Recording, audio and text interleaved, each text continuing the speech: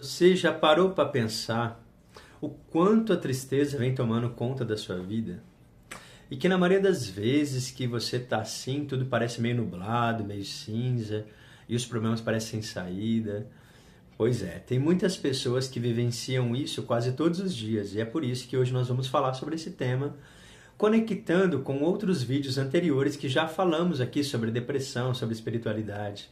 É como se fosse uma continuação desse tema que nunca se esgota. Porém, hoje nós vamos fazer de uma forma diferente, porque talvez a gente tenha que sair dessa ideia de fugir da tristeza, como geralmente também as pessoas falam, e precisamos começar a entendê-la, abraçá-la e aprender alguma coisa com ela. E aí você me pergunta, mas Rodrigo, será que a tristeza tem algo de fato para nos ensinar? Bom, para responder essa e outras perguntas, né, que me mandaram no privado já, depois de assistirem os vídeos anteriores, fica comigo até o final porque eu quero te mostrar algumas estratégias práticas e algumas reflexões importantes para transformar esse sentimento em alguma coisa de fato te fortalece ou te ensina alguma coisa. E esse vídeo aqui, como todos os outros, assim, ele vai sem cortes, porque a ideia é poder trazer essas reflexões, essas provocações de uma forma fluida, né? Então, seja bem-vinda, seja bem-vindo, né, nesse espaço. Chega de se punir, de se culpar. E estamos aqui mais nesse encontro, nesse espaço de luz e consciência, nesse momento que a gente para refletir e falamos um pouco sobre temas que envolvem psicologia, espiritualidade e neurociência. Então, se você está aqui e já conhece esse espaço, eu fico feliz pela sua companhia mais uma vez e espero que você já tenha clicado aqui na inscrição do canal. Agora, se você está aqui pela primeira vez e você gosta desse tipo de conteúdo, eu te convido para poder participar com mais frequência. Então, clica no link de inscrição e notificação para você poder receber os outros vídeos, né? Se inscreve aí, dá um like, dá uma força, compartilha esse vídeo com outras pessoas para que elas também possam se beneficiar desse conteúdo. Inclusive, aproveitem aí e coloquem o link desse vídeo lá no grupo da sua família, porque lá eu tenho certeza que tem pessoas que também podem aprender alguma coisa. Bom, quando algo negativo acontece, a nossa primeira reação é o choque, né? Parece que o mundo vai desabar, parece que a gente vai perder o nosso chão, né? E a gente tem esse sentimento de perda que toma conta mesmo. Mas diante disso, a maioria de nós faz o que geralmente? Nós tentamos suprimir a dor. E é conveniente, né? Querer fazer isso porque, afinal de contas, ninguém gosta de se sentir deprimido.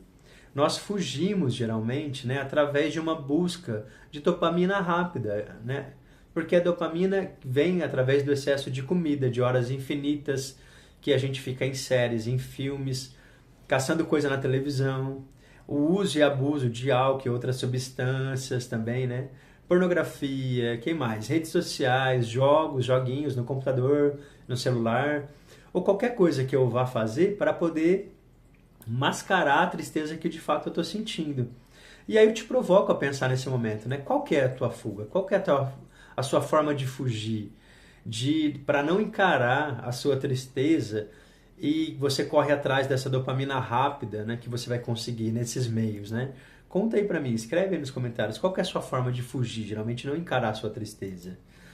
O problema é que quando a gente faz isso, o problema de descartar as nossas emoções assim, é que você acaba adiando a sua própria cura. Tem um estudo que foi publicado em 2017 pela APA, que é a Associação Americana de Psicologia. Ela publicou um estudo na revista que chama Personalidade e Psicologia Social, e é um estudo que comprova uma coisa interessante, né, para poder trazer e discutir aqui. A pessoa que aceita seus sentimentos negativos, ao invés de ficar julgando eles, tem muito mais chance de desenvolver saúde. Saúde emocional, saúde energética, espiritual, física, né? Porque a tristeza traz informações valiosas de quem nós somos. Mas quando a gente foge, a gente perde a chance de aprender. Todos os nossos sentimentos, todas as emoções, elas trazem informações valiosas de quem nós somos. Daquilo que nós temos, quais são as nossas crenças, como é que a gente percebe e existe nesse mundo. E quando a gente deixa de entrar em contato com isso, a gente perde essa chance. Mas tem um jeito da gente parar de sentir dor, né? Tem um jeito de parar de sentir. As pessoas perguntam, Rodrigo, tem um jeito de parar de sentir a tristeza? Sinceramente não, porque a dor é inevitável, mas o sofrimento sim é opcional. Vocês já ouviram essa frase? A dor é inevitável, mas o sofrimento prolongado é uma escolha de como a gente lida com essa dor. A tristeza, muitas vezes, ela não avisa quando ela vai chegar. A gente não está em casa assim, recebe uma notificação falando, olha, vai acontecer uma coisa difícil aí com você, Rodrigo, você vai ficar triste. Ela não chega avisando. Ela chega muitas vezes silenciosa, a gente nem percebe. Quando a gente vê, a gente já está triste. Ou ela vem também de uma forma avassaladora, como se fosse uma tempestade que bagunça todo o teu mundo, todo o teu ambiente. Então a tristeza ela pode acontecer desde situações que vêm de um luto. Inclusive, experimenta você viver, para quem já viveu essa experiência sabe o que eu estou falando, né? Você viveu uma experiência de um cuidado paliativo com uma pessoa e você está ali cuidando dela e se preparando para essa possível perda. E de repente você de fato perde. Por mais que você se prepare para aquilo que vai acontecer, não é o suficiente para você achar que você não vai sofrer. Tem uma dor e pode ser que venha um sofrimento mesmo que você se prepare. Então, essa dor que é inevitável, ela pode vir através de um luto, através de uma separação numa relação conjugal, ela pode vir por uma questão no trabalho, de repente você sofreu uma situação, uma humilhação no trabalho, desrespeito de outros colegas, fofocas e coisas que as pessoas falam sobre você. Tudo isso pode gerar uma dor que é inevitável, mas a questão do sofrimento prolongado nessas situações podem ser uma escolha. A neuropsicologia explica um fenômeno que é bem interessante assim. Foram realizados alguns testes com pessoas deprimidas e perceberam através dessa avaliação que as pessoas escolhem os estímulos tristes. Então, quando as pessoas tinham que escolher entre fotos e músicas alegres ou tristes, essas pessoas optavam pelas músicas, pelas fotos, né, pelas imagens tristes, assim, era uma escolha delas. Então, assim, pegaram dois grupos de pessoas, né, um grupo deprimidos e um grupo de pessoas saudáveis, e colocaram elas num espaço e a orientação foi: escolha as imagens que você se interessa mais. As pessoas que estavam mais saudáveis escolheram imagens alegres ou neutras, e as pessoas tristes escolheram imagens que remetiam a imagens ou figuras tristes, né? Por que isso acontece? Bom, por dois motivos principais. Primeiro, uma questão de verificação do eu. A tristeza para essas pessoas é familiar, então é como se fosse um senso de identidade, de afirmar quem eu sou, o lugar que eu ocupo hoje no mundo. Mas também um outro motivo, também interessante, que surgiu, é a relação com a baixa autoestima. Inconscientemente, a pessoa que está triste, ela acredita que não merece se sentir bem, que não merece ser feliz ou estar alegre, né? Então essa escolha ela também acontece por quê? Por ressonância. Então eu acho que essas reflexões esses estudos, né, são interessantes e faz a gente pensar em uma frase que diz o seguinte, né? É de um ativista essa frase que fala o seguinte: a tristeza é melhor do que o medo, e a gente tem que entender o contexto disso. O Alon, ele que é o ativista, ele diz que a jornada ela é triste e incerta, que gera ansiedade, gera medo, mas a tristeza é uma chegada porque você já sabe o que vai encontrar na tristeza quando você está muito tempo vivendo esse espaço de tristeza. Então, muitas vezes, em outras palavras, diz o seguinte: muitas vezes a gente prefere aquilo que é terrível, mas que é conhecido por mim, do que sentir um medo e uma ansiedade de eu me desafiar numa situação que eu não conheço, que vai me tirar do estado de tristeza. Pode tirar. É por isso que muitas pessoas permanecem em casamentos infelizes, em empregos que são humilhantes, difíceis, né? Sem nenhum tipo de estrutura, né? Complexos, assim, amizades tóxicas. Por que a gente fica nesses lugares? Porque eu prefiro ficar nesse lugar terrível, mas que eu conheço, do que enfrentar o medo de ter que me desafiar para sair desse lugar e ir para um outro lugar que eu não sei como é que vai ser. O novo exige habilidades que nós temos medo de não ter. Mas a questão interessante, o pulo do gato aí, que eu sempre digo mas e o seu eu? Se o seu eu tem uma porta que te autoriza a entrar, né, autoriza a entrada da tristeza, é importante que você tenha essa porta por onde a tristeza entra, e do outro lado também tem uma porta com potencial oposto para a saída desse lugar, onde a tristeza pode sair. Isso fala muito, quando a gente pensa sobre isso, a gente pode entender um pouco do contexto da lei da polaridade dentro das leis herméticas, que eu sempre cito as leis herméticas aqui. Inclusive, quero fazer um parênteses porque nós vamos iniciar em breve, agora em março, o grupo de estudos das práticas herméticas através de uma luz da psicologia, neurociência, como aplicar isso no dia a dia.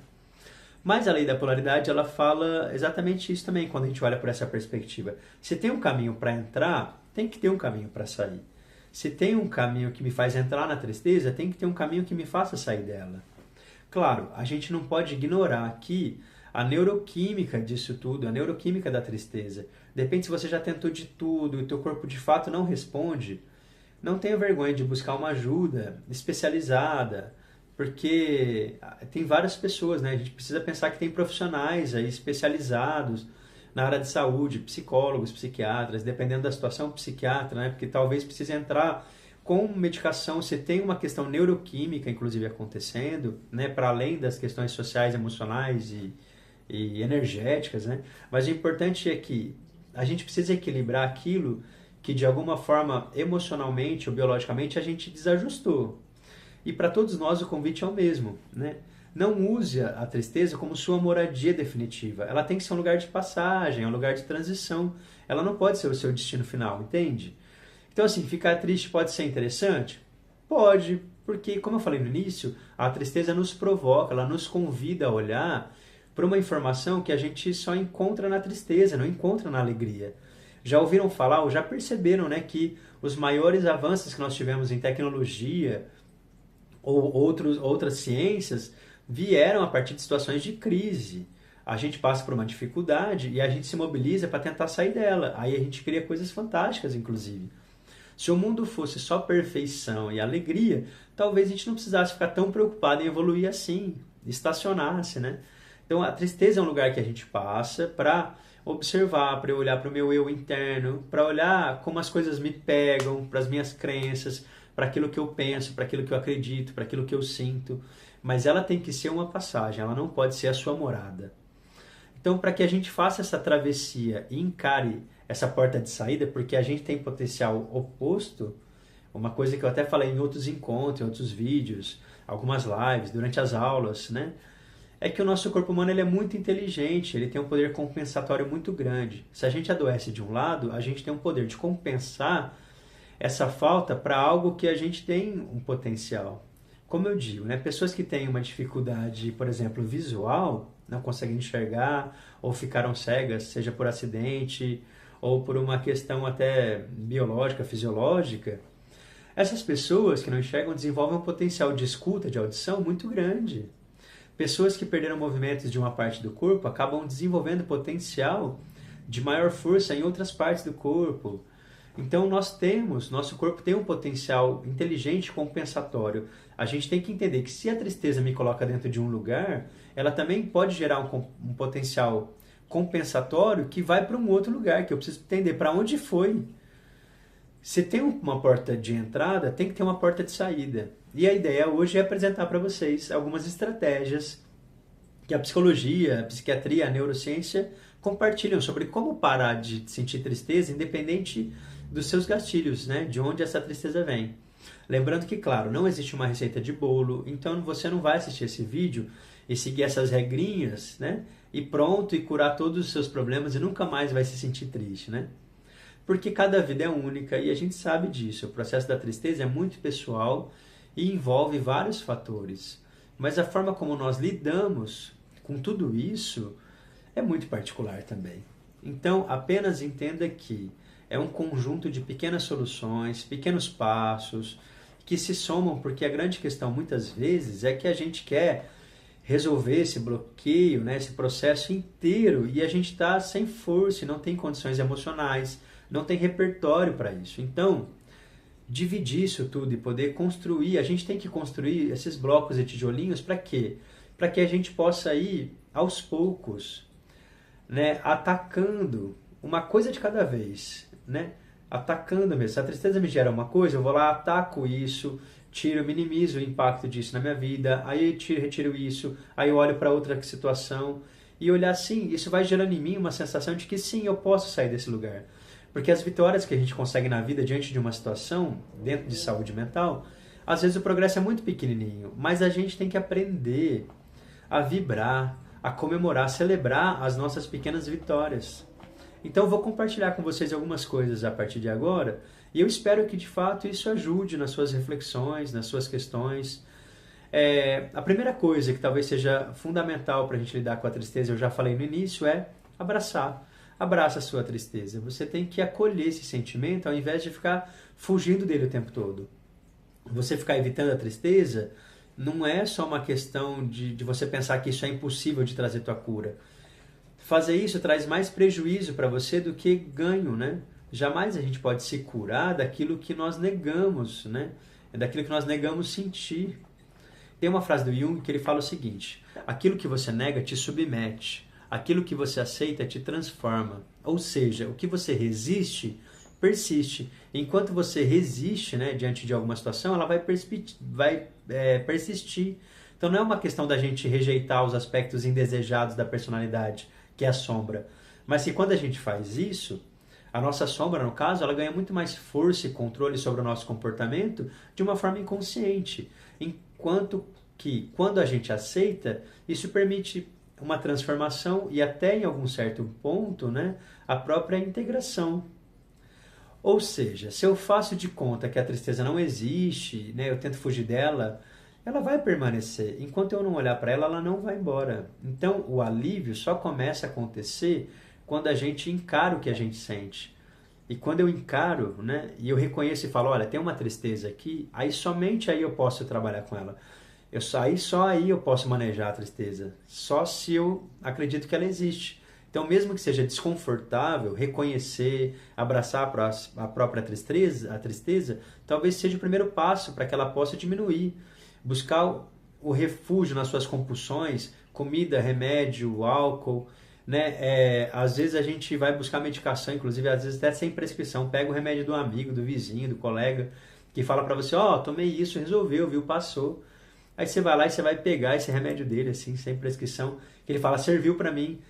Não vai servir para você, porque são organismos, histórias, um corpo diferente. Aí você busca refúgio em outras compulsões, em outros vícios, né?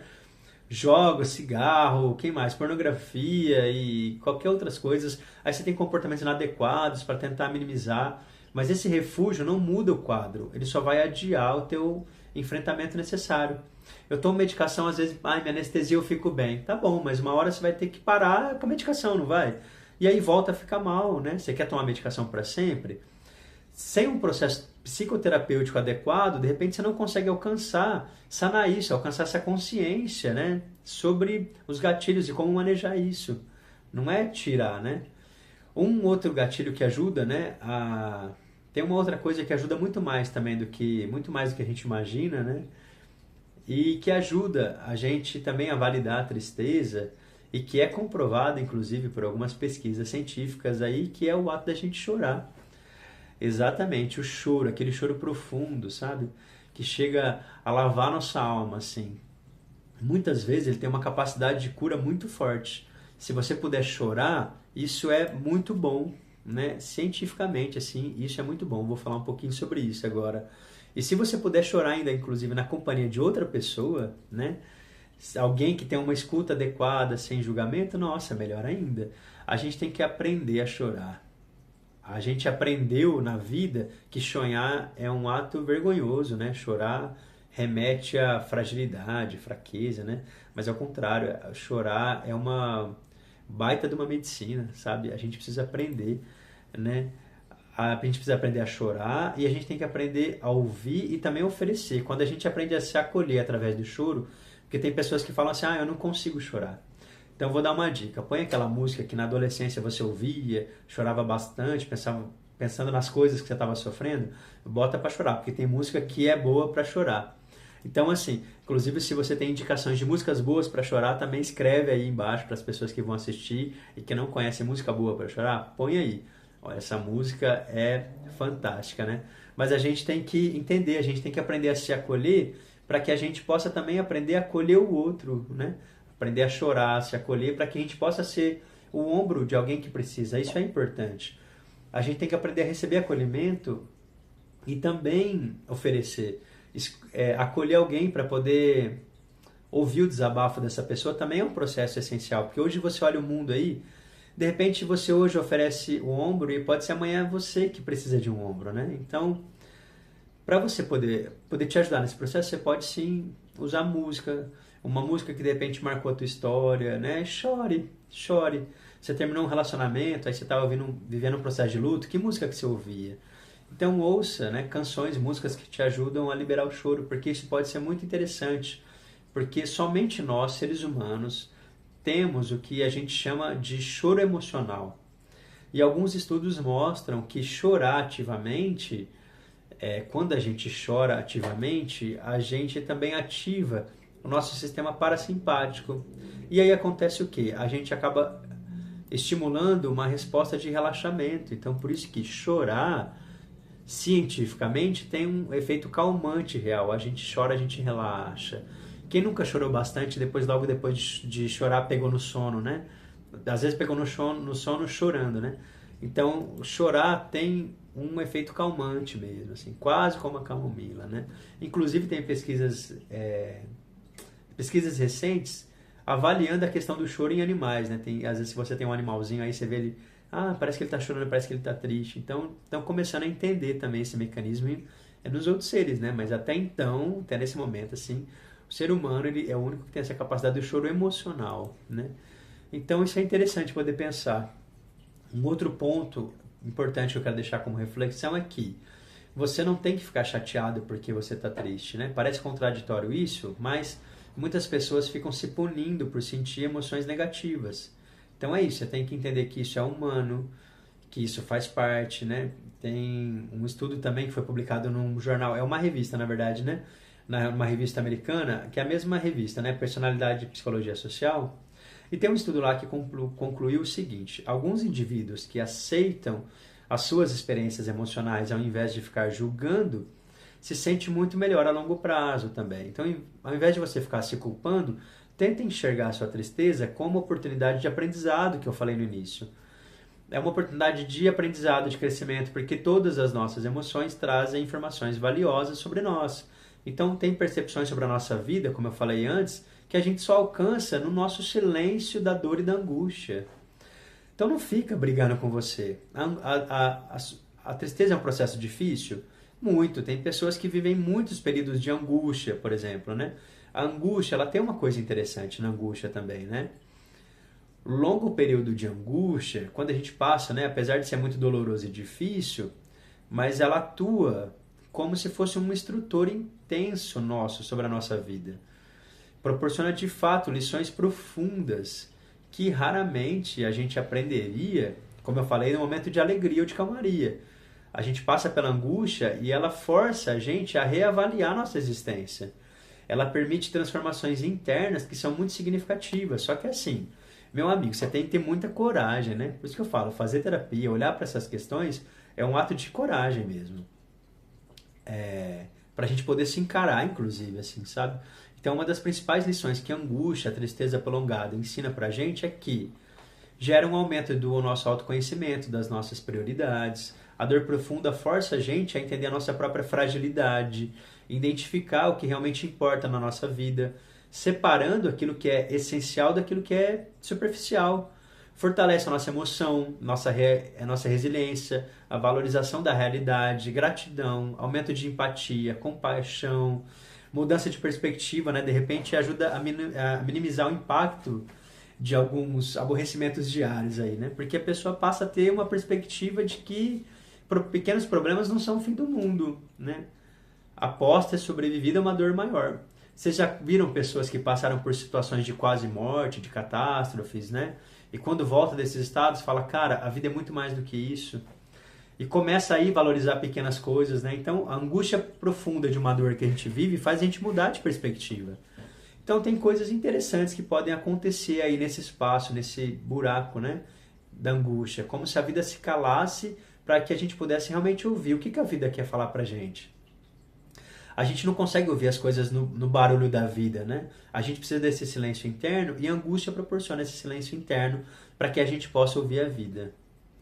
Tem uma outra técnica, outra ferramenta que pode ser usada como ferramenta de cura também, que é a escrita. Então, quando você não souber a razão exata da sua tristeza, tenta escrever. Às vezes o motivo pode parecer óbvio para você, né?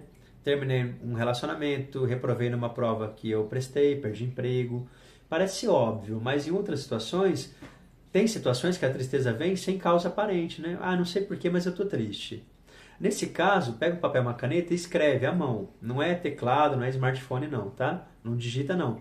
Papel e caneta e escreve. Começa a escrever. Tira um tempo para você e escreve tudo que você tem vontade, tudo que você está sentindo, o que você está pensando. Porque a escrita à mão ela tem um poder maior do que a própria reflexão em si ou a digitação, né? Então escreve livremente por alguns minutos e você vai começar a perceber que além de você descobrir naturalmente o que está te causando desconforto, o simples fato de escrever já traz um alívio interessante. Manter um diário ou manter o hábito diário de escrever vai permitir que você se concentre no teu mundo interior. E a gente pode até dizer que isso é interessante.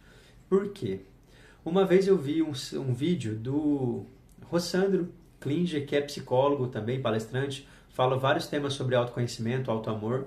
E uma vez ele falou em um vídeo que ele acredita que o maior vício da humanidade não é droga, não é álcool, mas é o vício da gente fugir da gente mesmo. Olha que interessante, né? Quando a gente entra nesse lugar. Talvez a gente tenha mesmo uma dificuldade imensa da gente se encarar. E esse contato diário de você escrever é um encontro diário de você com você mesmo, né? E isso pode ser esse antídoto para tudo isso. Pode ser, inclusive, a tua cura, né?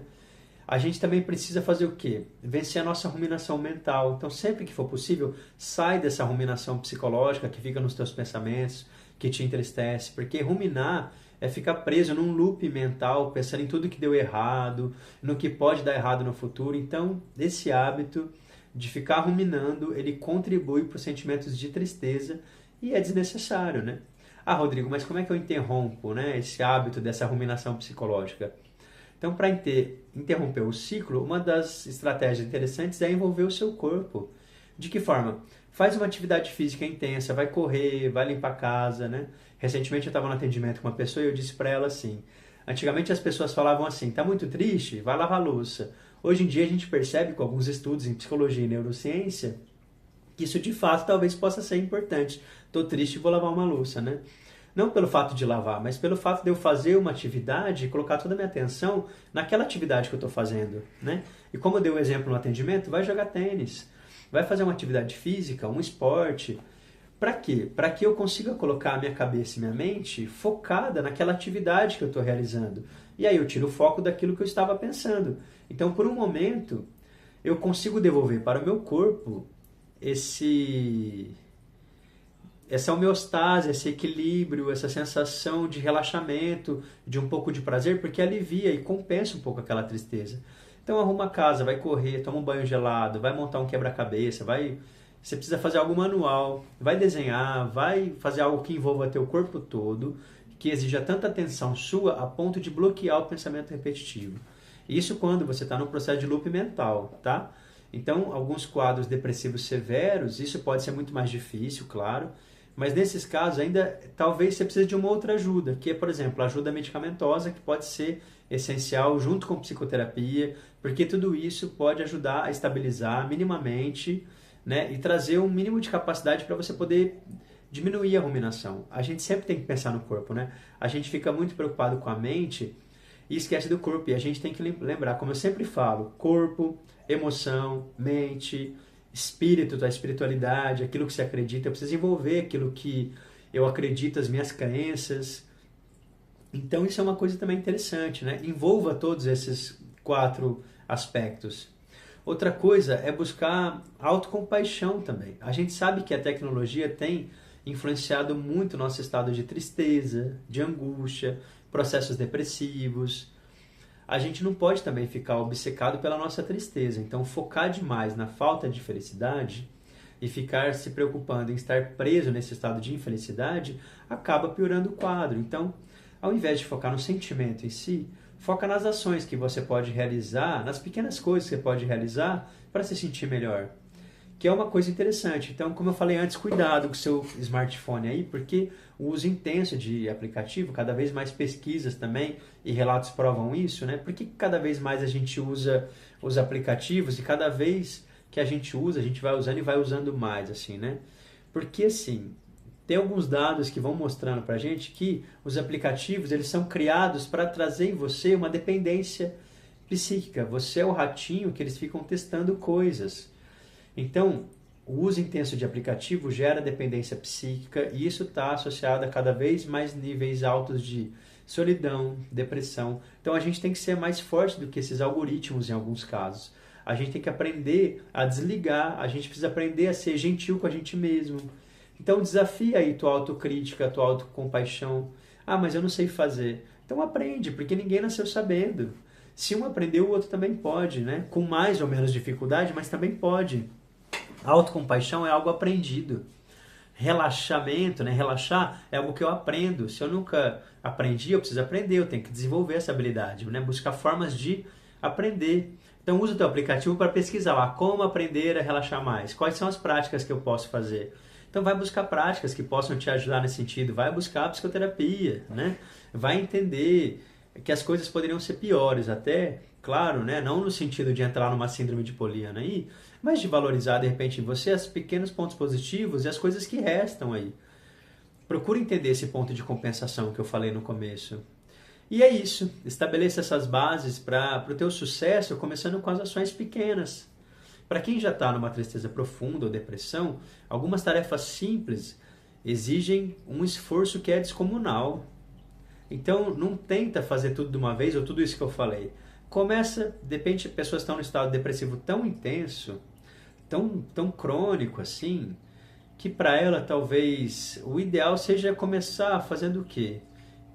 Um pequeno gesto como lavar o rosto, escovar os dentes, abrir a janela para entrar um pouco de luz. Isso já é um primeiro passo. Isso tem que ser celebrado, né? Construa essa melhora em tijolinhos. Faz um café para você. Põe uma roupa limpa, põe um perfume, arruma seu cabelo, arruma sua cama, cuida de você, cuida do teu espaço. Não é assim, vou sair da depressão, já vou correr uma maratona, fazer uma atividade física. Como que eu vou fazer isso se eu não consigo nem sair da cama? Então o primeiro passo é levanta, vai até o banheiro, joga uma água no rosto, constrói os pequenos tijolinhos aos poucos, vai regar as plantas, vai tomar um sol. À medida que você começa a se mexer, os pequenos passos vão somando, né? Um passo depois do outro. E aí isso vai gerando inspiração para você fazer mais.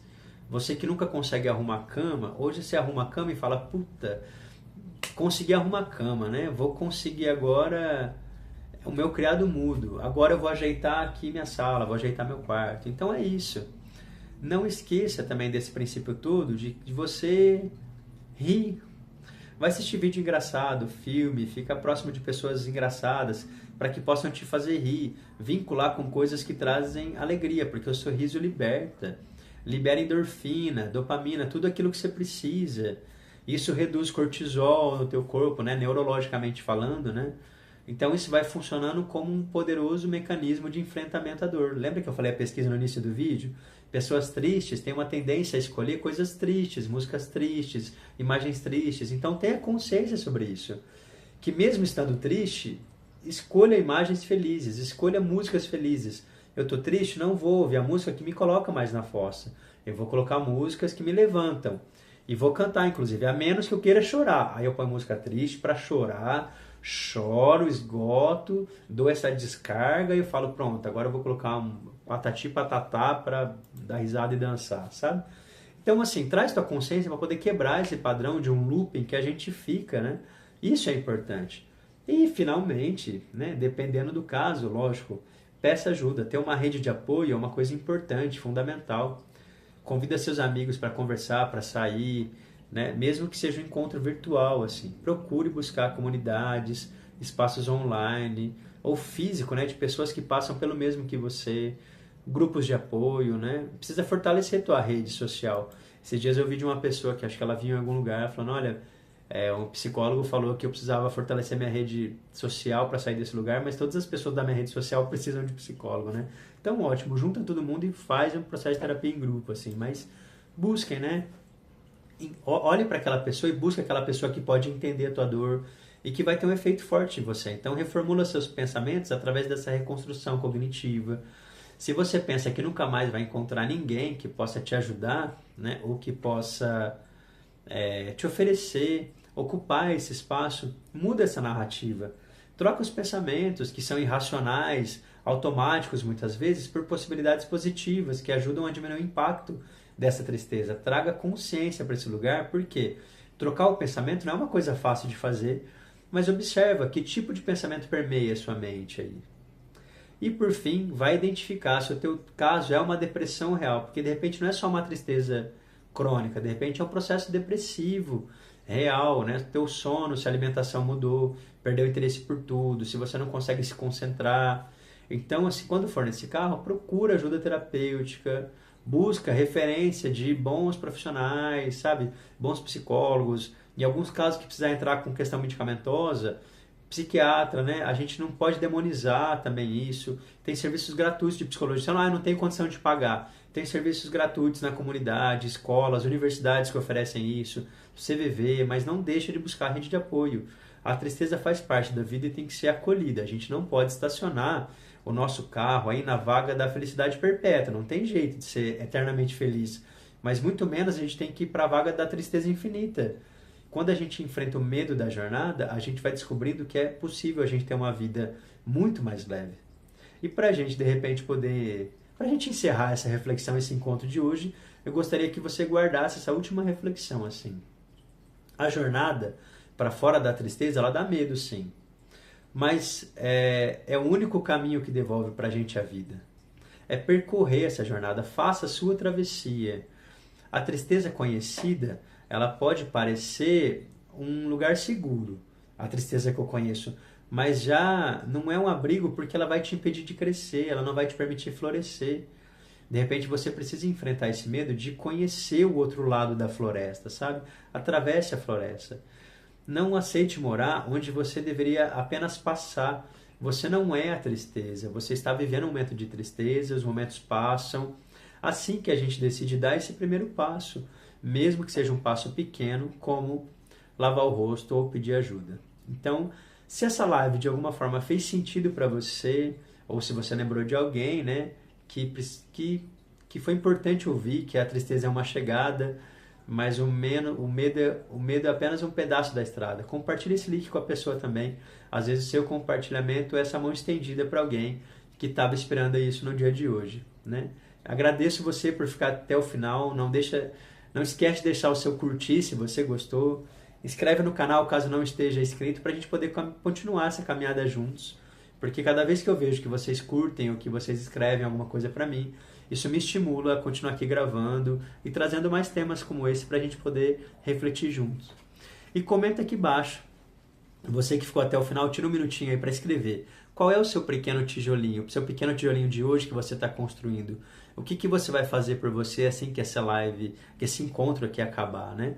O que você ouviu, que identificou com aquilo que você é e que você sente?